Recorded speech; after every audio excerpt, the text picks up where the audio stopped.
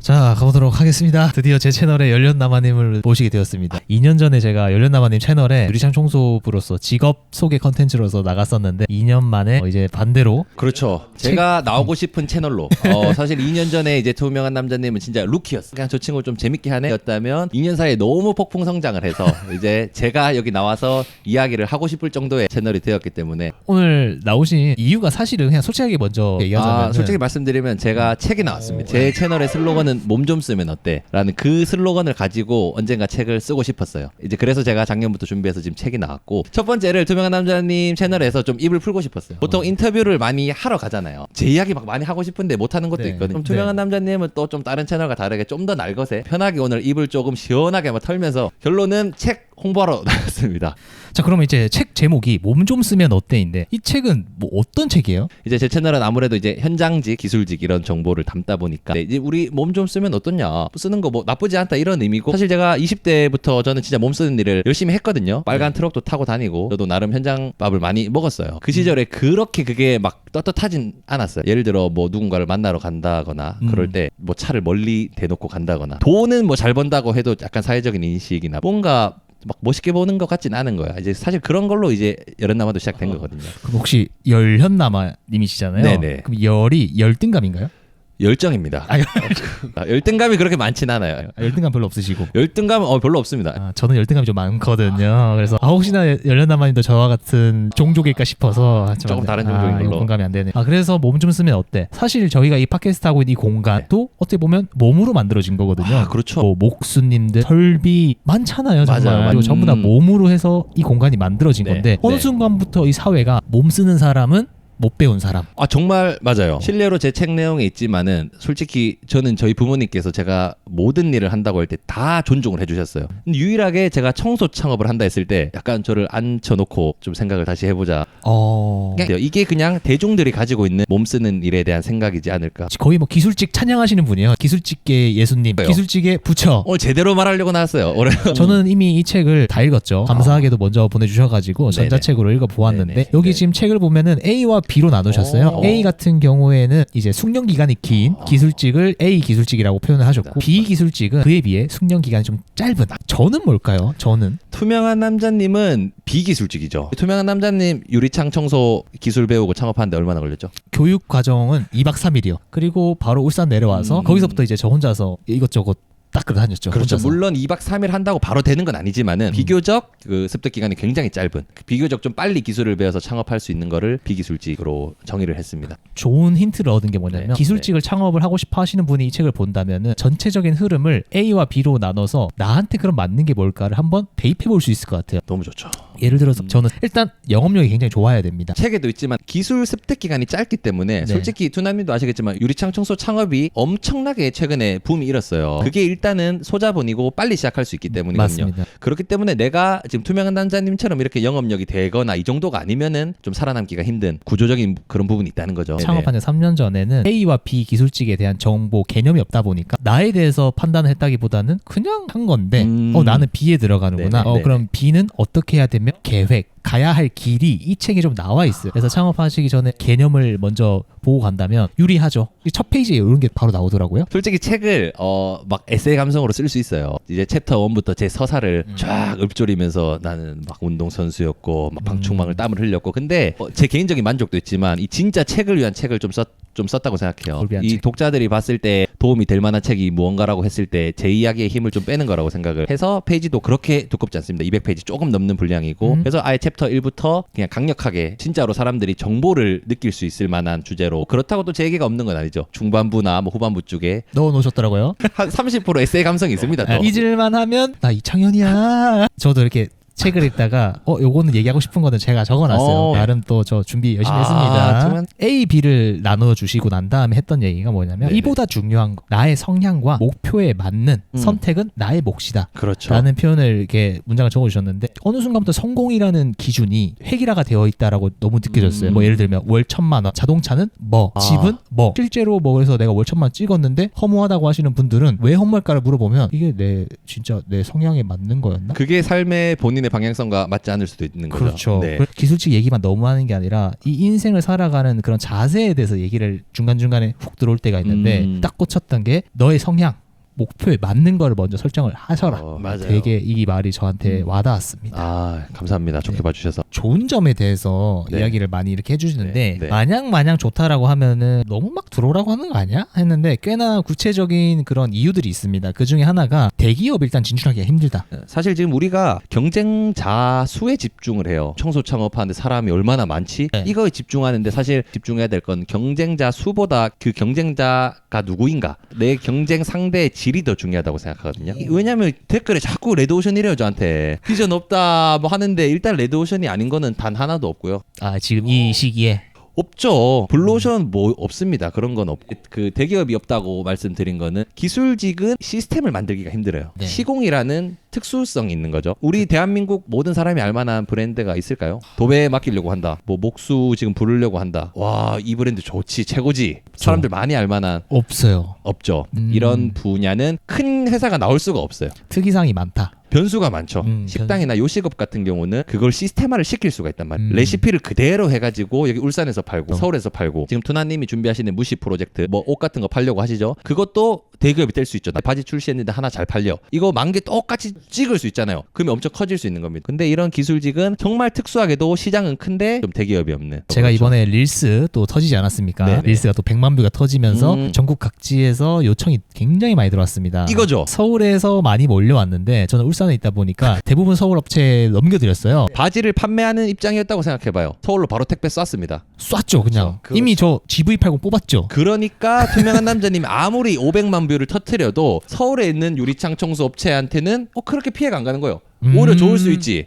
이게 기술직의 약간 장점인 것 같아요. 그러니까 우리 너무 예민해지지 말아요 여러분들. 내가 릴스가 100만 뷰 터진다고 해가지고 내가 먹지도 못해. 못 가요. 투나미 전화 통화했지만은 80% 이상이 서울이라고 했잖아요. 90%입니다. 정말 경기도 서울에 다 있습니다. 아, 이 말이 지금 꼭지 이 챕터의 그냥 핵심적인 내용이고 그래서 이 기술직은 다른 직군보다 빈부격차가 적다는 표현을 했어요. 상대적으로 우리 다른 요식업이나 유통업 이런 거는 얄짤없습니다. 시스템이 만들어질수록 더 그래요. A 가게 장사 잘 되면 B 가게 아예 안 됩니다. 하지만은 지금 유리창 청소는 A 가게가 장사가 잘 돼도 다 손님을 못 받아. 그러니까 B 가게에도 가. 근데 걔 B도 다 안 될 거야. C도 가. 그러니까 2등, 3등, 4등한테도 기회가 있는 시장이다. 한마디로 정리하자면은 기술직의 구조는 큰 기업을 상대하는 것이 아니라 나와 여기와 싸움이다. 우리가 카페 창업하면 백다방을 이겨야 됩니다. 옆에 스타벅스가 있을 거예요. 하지만 그쵸. 기술직군에 들어오면은 네이버에 쳐서 검색해서 뜨는 내 옆에 있는 소상공인을 이기면 된다고 생각하면 돼. 이 영상을 보고 좀 느꼈으면 하는 거는 그래도 기술직이 저것도 레드오션 아니야? 이렇게 좀 의구심을 가졌던 분들은 아마 이러한 대화로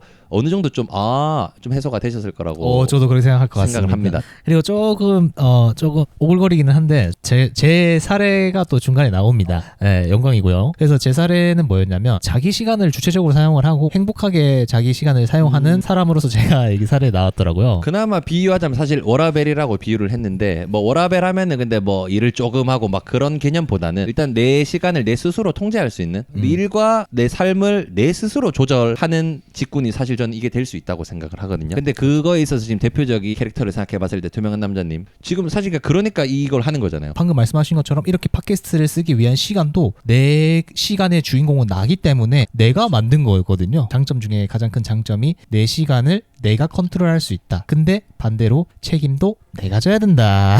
맞아요. 관점에 따라 다른데 저는 이제 찬양론자이기 때문에 그런 좋은 관점으로 좀 더 보이긴 하는 것 같아요. 중간중간에 이 사례들을 보면은 전체적으로 어떤 느낌이 좀 들었냐면 탄탄한 학력이 있음에도 불구하고 기술직 전향을 한 사람들의 사례들이 중간중간에 많이 보이더라고요. 근데 제가 이거를 보면서 어떻게 느꼈냐면 우리는 정해져 있는 삶을 살아야 된다라는 압박감이 있어요. 예를 들면 어디 대학교 나왔으면 이거를 해야지. 이 사례들을 보면서 내가 대신 용기를 얻을 수 있고 그래서 요즘에는 정말 내가 하고 싶은 내가 중심이 되는 게 잘못된 게 아니다라고 제가 이제 이야기하고 싶어요. 우리가 사실 그런 사례를 접하기가 쉽지 않거든요. 그리고 주변을 둘러보면 그냥 부모님 또한 당연히 공부 잘했으면 공부해야 되고 근데 이제 이런 영상이나 이런 걸 통해서 세상이 조금은 바뀌고 있다고 생각을 합니다. 다른 길이 또 정답일 수도 있겠구나. 그래서 다양성을 우리가 이 책을 통해서 한번 엿볼 수 있는데 사실 우리가 삶을 살다 보면은 항상 가는 곳에 자주 가게 되고 만나는 사람을 자주 만나게 되다 보니까 다양성이 부족할 수밖에 없어요. 이거 글이라도 읽어야 돼. 실제 현장에서 가서 보긴 힘드니까 네. 글이라도 읽으면 되는데 열련나마님이 참 좋다고 느낀 게 뭐냐면 글로만 글로만 다양성을 볼 수 있는 게 아니라 이 글 사례에 대한 영상도 다 있죠.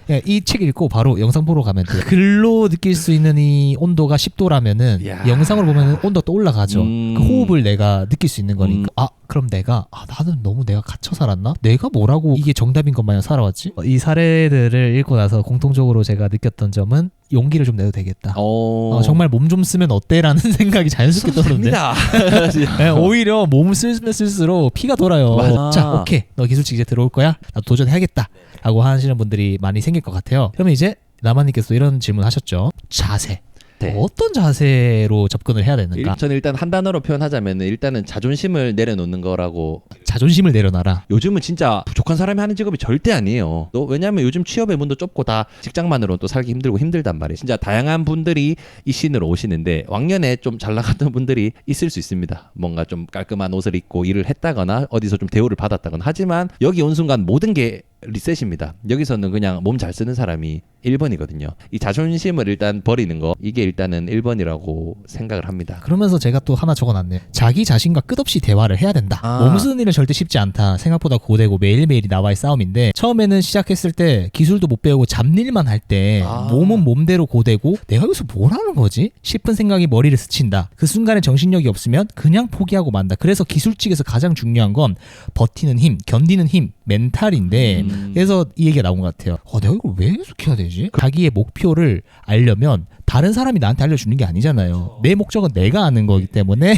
나 자신과 대화해야 된다. 처음에 일 시작하면은 뭐 A든 B든 사실 뭐 돈을 못 벌어요. 우리가 어디 조공으로 가도 뭐 일당 10만 원 이렇게 받고 그러면은 몸은 힘들고 돈은 적게 벌고 그냥 현타가 올 수밖에 없는 거거든요. 거기서 이제 자기 자신과의 대화가 끊임없이 이어져야 된다고 생각을 멍하니 있으면은 이거는 그냥 흘러가는 대로 살면은 하기 싫은 일이 되는 거고 내 귀한 노동의 가치를 지금 투자를 하는 거거든요. 그러면 내가 이 일을 왜 하려고 하는지 이걸 해서 제대로 기술자가 됐을 때 어떤 미래가 그려질지 이런 걸 끊임없이 내가 대화를 해야지 그래야지 버틸 수 있다고 생각해요. 자세에서 자존심을 내려놓으라 하셨는데 그러니까 자존심을 내려놓는 것도 왜 자존심을 내가 내려놔야 되는지를 알아야 내려놓을 수 있는 건데 갑자기 그렇죠. 그냥 무턱대고 자존심 내려놓으래가 아니라 나는 이러한 목표가 있고 이러한 삶을 살고 싶기 때문에 지금 당장 자존심을 내려놓는 거야. 그렇죠. 이런 게 좀 이해가 되겠네요. 맞죠. 다 이어지는 거죠. 네. 제가 지금 그렇거든요. 어디서 저랑 대화를 많이 하냐면 뭔가 내가 실수하거나 실패했을 때 견적을 하나 실패했어요.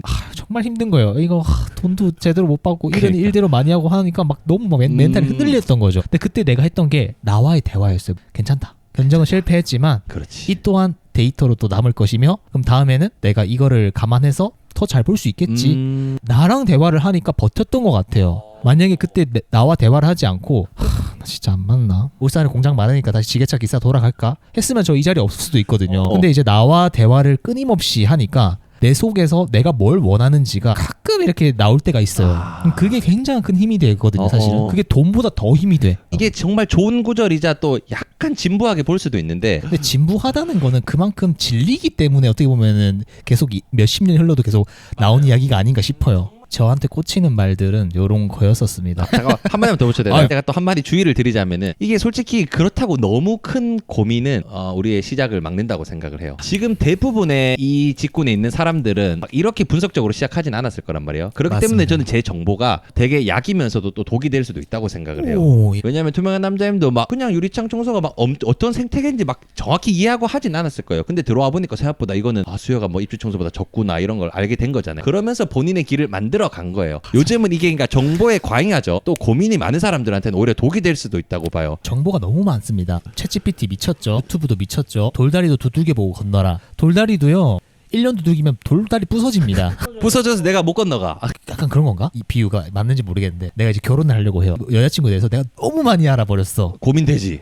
오히려 너무 많이 알아버리니까 이혼하는 거 아니야? 모르는 게 약이다야. 그럴 수도 있죠. 그래서 본인이 막 생각이 많고 이런 사람이면은 아예 안 보는 것도 좋을 것 같네요. 방금 얘기하신 것처럼 약이 될 수도 있지만 반대로 독이 될 수 있기 때문에 그냥 한 귀로 듣고 한 귀로 흘려도 괜찮을 것 같아요. 좋아요. 가볍게 보는 거 오히려 좋다고 네, 생각합니다. 할 이야기가 많았고 일단 저도 공감되는 게 많아서 저도 좀 말이 많았던 것 같습니다. 잘 팔리겠죠?